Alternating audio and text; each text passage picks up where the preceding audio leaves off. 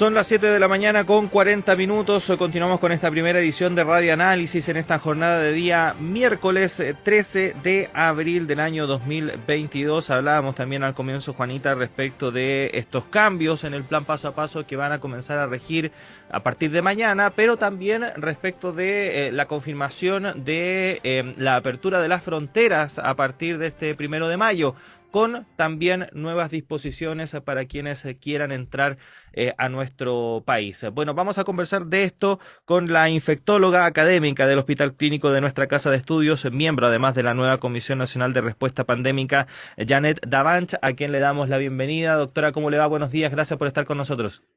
Hola, bien, buenos días, ¿cómo están? Muy bien, felices de conversar con usted. Doctora, y para que nos ayude a entender un poco también este cambio que se produce en materia de el control de nuestras fronteras a nivel sanitario, van a haber 3 fases, las distintas disposiciones que hasta ahora rigen para los viajeros, como por ejemplo la homologación de vacunas, la solicitud de test, las restricciones de los mismos viajes, van a variar dependiendo de cada fase en la cual el país se encuentre. ¿Cómo ve usted estos cambios? Bueno, en general los cambios no son o sea, en realidad los cambios son pocos, hace que la estructura de cambio de fase a fase sea más dinámica. Ustedes ya probablemente revisaron cuáles son los indicadores que se van a considerar que están incluida la dinámica de la circulación viral, tanto a nivel nacional, provincial y también observando lo que sucede a nivel internacional, y las consultas de urgencia respiratoria, fundamentalmente las que son por COVID, y luego la capacidad de la red asistencial, la protección de la población con vacuna, y estos indicadores entonces se van evaluando de forma permanente. Para la apertura de fronteras, justamente se han usado estas fases que son fundamentalmente 3 las que se están utilizando, y en general estos cambios no introducen grandes modificaciones a lo que ya estaba en control de fronteras. Fundamentalmente la situación que hoy día vive nuestro país es una situación de baja circulación viral en prácticamente todo el país, salvo esas 14 comunas que quedaron en una situación en fase 2, es decir, de riesgo medio, pero en general el resto de los cambios para la apertura son muy similares a los que estaban. ¿Cuáles son los cambios?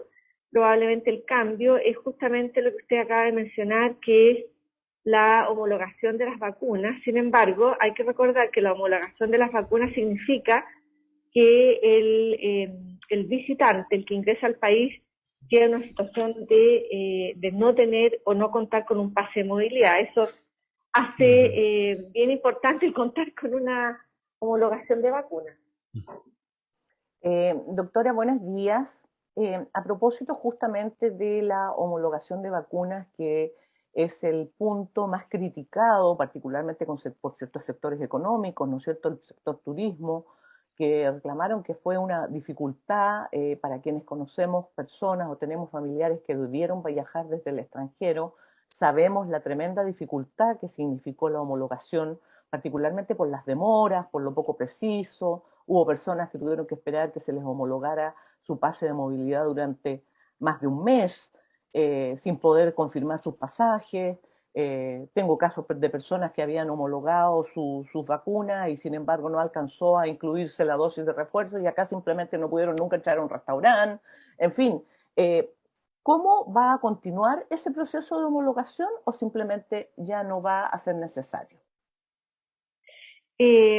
Obviamente la vacunación y la estimulación a la vacuna y la oportunidad de vacunarse en esta emergencia sanitaria es tremendamente importante. Es uno de los pilares que nos va a permitir probablemente en algún momento, no sé cuándo, pero en algún momento así espero, el poder controlar la pandemia. Y esto es a nivel nacional e internacional, es decir, se necesita una cobertura de vacunación a nivel mundial muy importante para poder empezar a tener un respiro con respecto a este virus. Respecto a la homologación de vacunas, efectivamente ha sido un poco complejo, fundamentalmente porque los documentos que se solicitan muchas veces se confunde el usuario al subirlo. Hay que decir también que nuestro país cuenta con un registro nacional de inmunizaciones. Ustedes saben que solo con el RUT uno puede acceder a todas sus coberturas de vacunación, lo que ha recibido, y esto está disponible desde el año 2011. Países muy desarrollados no contaban con estas plataformas online de obtención de los datos de vacunación.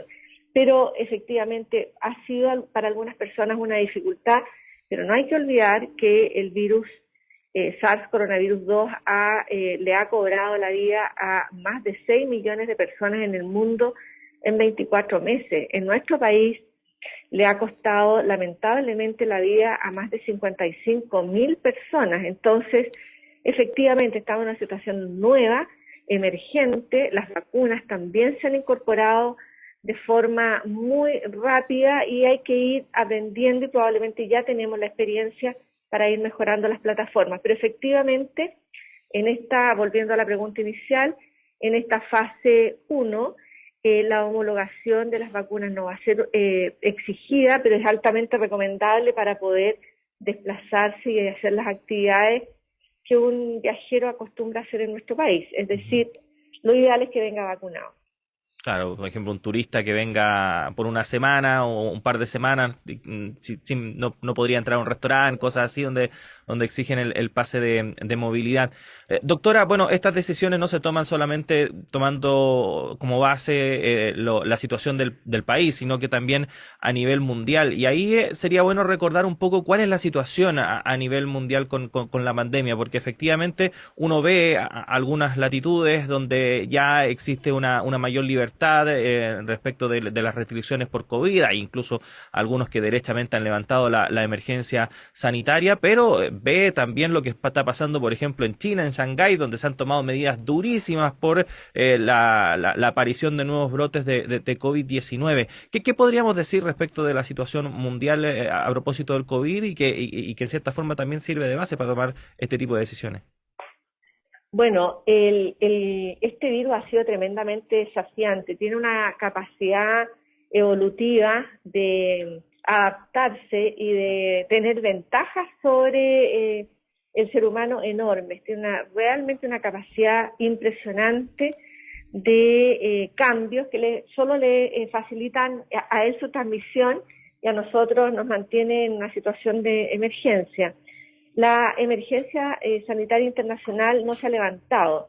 La emergencia sanitaria internacional o un evento pandémico sigue siendo para todos los países del mundo. Lo que pueden haber levantado algunos países, como también nosotros, son estas situaciones de excepción que permiten control diferente de la movilidad de las personas. Eso también ha sido levantado en nuestro país. Quiero referirme a justamente a lo que está sucediendo a nivel internacional. Lo primero es que hay 13 ejes que a mí me preocupan enormemente y que preocupan, por supuesto, a personas más importantes que yo, como son las que vigilan la pandemia. La primera es el conflicto en Ucrania con Rusia, con desplazamiento de más de 100.000 personas por día a diferentes países que están en situación de baja cobertura de vacunación y que declaraban al 26 de febrero un alto número de casos confirmados por día, incluyendo a Ucrania y a Rusia. Por lo tanto, ahí tenemos una situación tremendamente compleja, no solamente, por supuesto, desde el punto de vista sanitario, sino que de derechos humanos, sino que sanitario, tremendamente compleja. Esa es la primera situación. El segundo escenario muy complejo es lo que sucede en China. Recordar que este virus emerge justamente en China. Este virus es un virus zoonótico, es decir, hubo paso desde los animales al ser humano y hasta ahora, lamentablemente, todavía desconocemos cuál es el hospedero animal intermediario.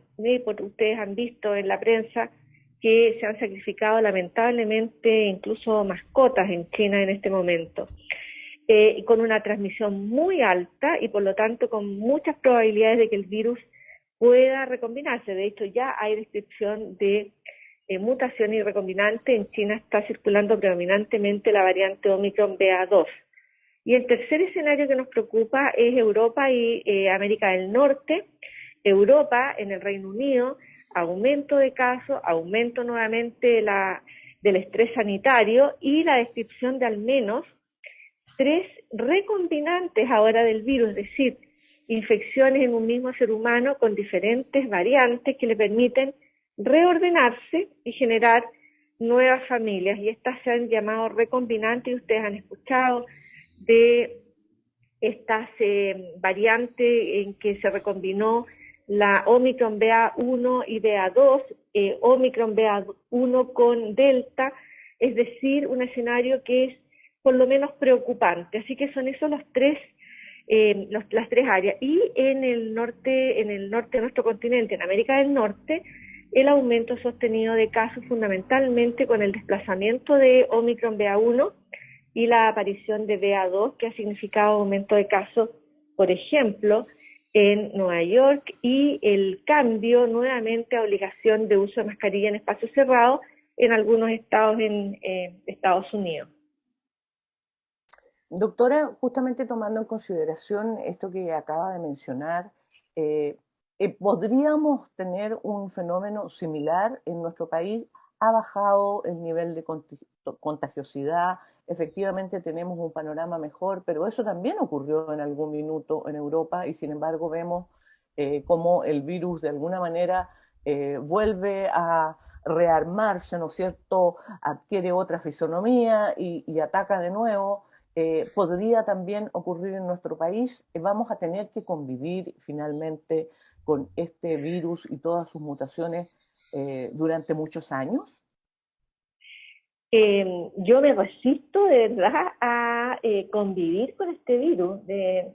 Si ustedes saben lo que nos pasa, por ejemplo, en el ámbito sanitario. En el ámbito sanitario hemos tenido que readaptar nuestra forma de manejar nuestros pacientes. Tenemos una larga lista de pacientes postergados y hoy día estamos haciéndonos cargo de pacientes que lamentablemente han avanzado sus patologías y por lo tanto estamos respondiendo más tarde a su condición de salud, con todo lo que significa de riesgo y secuela para nuestros enfermos.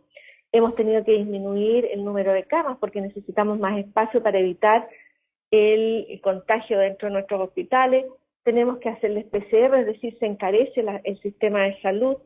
Pero por otro lado, tiene toda la razón y por eso existen las recomendaciones de mantener esta vigilancia tan activa, de mantener una estrategia de poder devolvernos a mayores restricciones si es que aparecen indicadores que nos están avisando que la situación epidemiológica ha cambiado. Y por eso es tan importante también mantenerse muy alerta a lo que sucede en otras partes del continente, del planeta, es decir, qué está pasando. Ya sabemos todos que nosotros vemos como el tráiler de lo que pasa en Europa y luego sucede en nuestro país.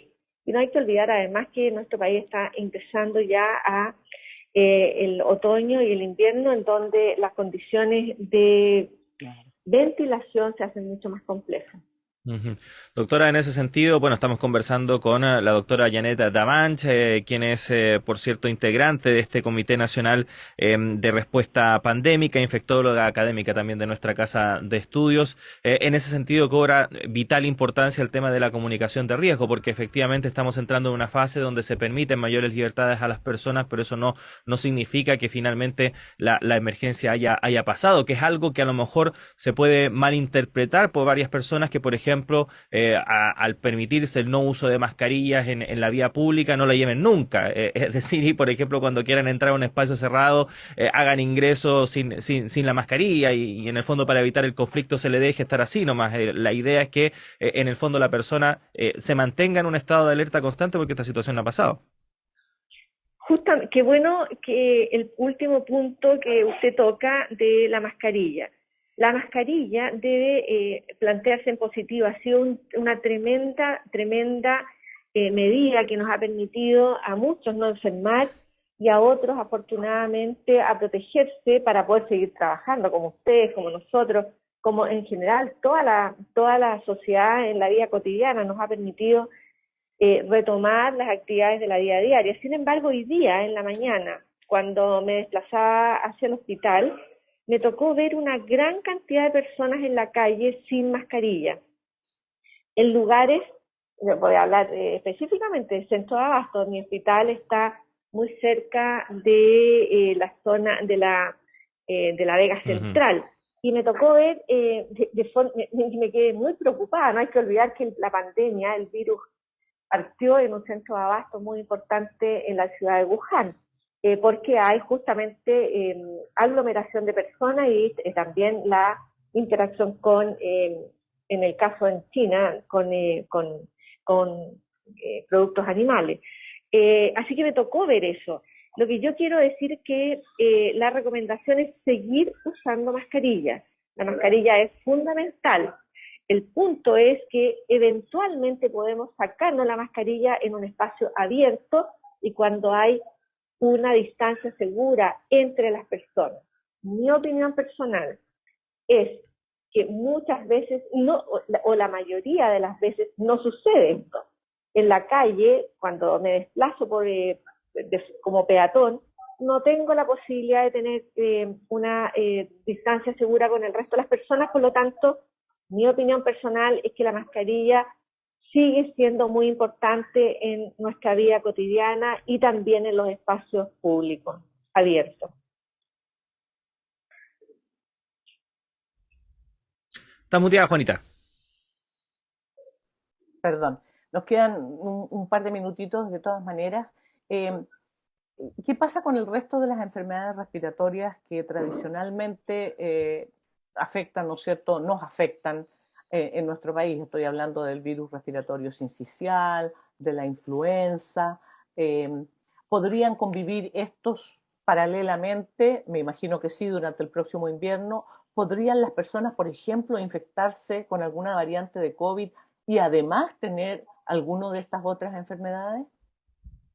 Bueno, eso ya ha sucedido, infecciones o coinfecciones entre SARS-CoV-2 y influenza, por ejemplo. Hago un llamado muy importante en este momento a que las personas que son parte de la población objetiva de nuestro país, que son más de 8 millones de personas, a que se vacunen. La vacunación es para todos los que residen en Chile, independiente de su condición de legalidad de residencia. Así que acercarse a los vacunatorios públicos y privados que están acreditados en la red de vacunatorios en Chile para que se vacunen contra la influenza. No sabemos cómo se va a comportar el resto de los virus. Desde la aparición y emergencia del SARS-CoV-2 nos ha acompañado persistentemente un virus que se llama rinovirus, que la gran mayoría de las personas lo asocia con resfrío común porque es lo que produce, pero también produce enfermedad grave y neumonía, y que nos ha afectado estos 2 años. Mucho menos nos ha acompañado para influenza, DRS, adenovirus, metaneumovirus y una gran cantidad de otros virus respiratorios que nos afectan año a año y que son de presencia estacional. Por eso es tan importante mantener las medidas, porque justamente la mascarilla nos evita enfermar por todos los virus respiratorios y la vacuna contra la influenza es muy importante para evitar enfermar gravemente o morir por influenza. Quiero recordarles que la vacuna de la influenza tiene un impacto tremendo. La vacuna contra la influenza disminuye la mortalidad por todas las causas. Por eso es tan importante ir a vacunarse a cualquier vacunatorio, el que les quede más cerca, y tener esta protección que es tan importante a través de una vacuna. Doctora Janet Davanch, agradecerle siempre la disposición que tiene para conversar con nosotros y con nuestros auditores y auditoras. Que tenga un buen día. Un buen día para ustedes, y yo me sumo a ustedes a tratar de mantener la comunicación de riesgo para que tengamos, ojalá, un 2022 más tranquilo. Ojalá. Muchas así gracias. sea. Buenos días. Gracias a usted. Muy buenos días. Juanita, son las 8 de la mañana en punto. Tenemos que hacer una pausa en esta primera edición de Radio Análisis. Ya llega nuestro director Patricio López para continuar con el programa, que recordemos se extiende hasta las 10. Así que queda bastante Radio Análisis todavía por delante. Juanita, nos reencontramos mañana. Que estés bien, un abrazo. Hasta mañana, que tengan una buena jornada.